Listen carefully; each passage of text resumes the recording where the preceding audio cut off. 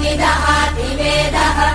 स नः पर्षदति दुर्गाणि विश्वानावेव सिन्धुम् दुरितात्यग्निः